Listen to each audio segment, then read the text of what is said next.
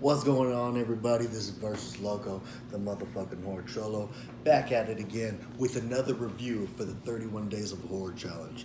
And this one is going to be on the remake segment and also 2019 segment.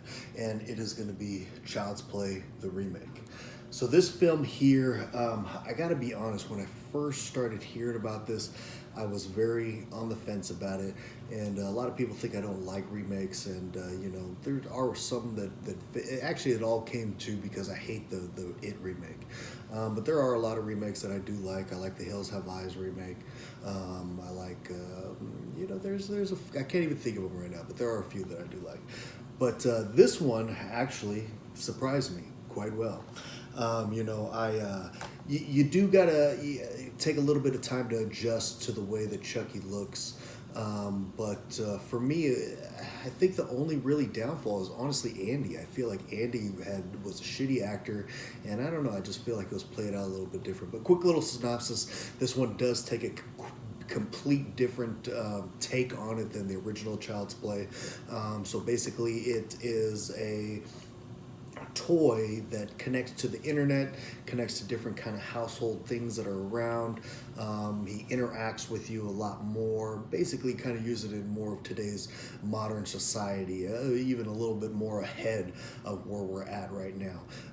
But definitely using the technology integrated with Chucky, and basically there's a factory in Vietnam that where they're making these dolls. One of the guys is getting abused, basically.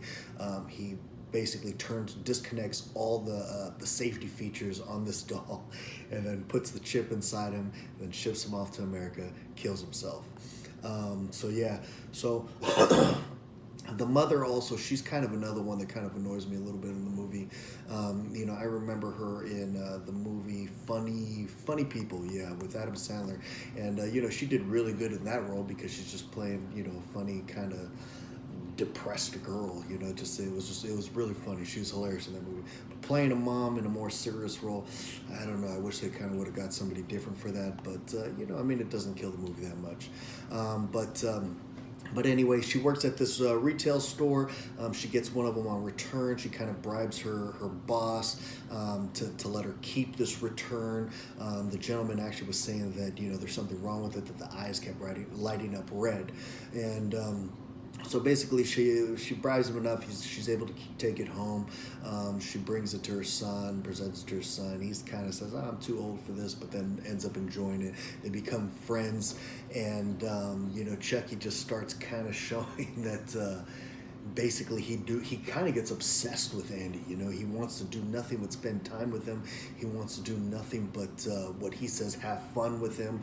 He kind of stays up at night and sings him songs. It's kind of it's actually pretty creepy in that kind of aspect.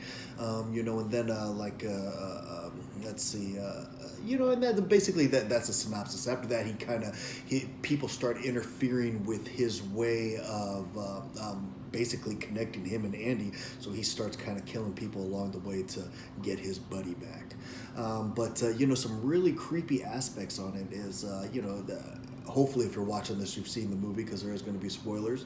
But when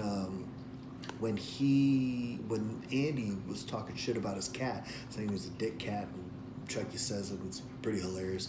But he ends up killing the cat, and Andy starts crying. He gets rid of the body so his mom doesn't see. Blah blah blah, and you know he's at nighttime, the little boy's kind of sad, freaking out, like, what the fuck am I gonna do? And Chucky's in the background, like, playing a voiceover of this cat meowing, just sitting there in the fucking corner, and then starts playing it even more of, like, when he's killing him, the fucking cat screaming.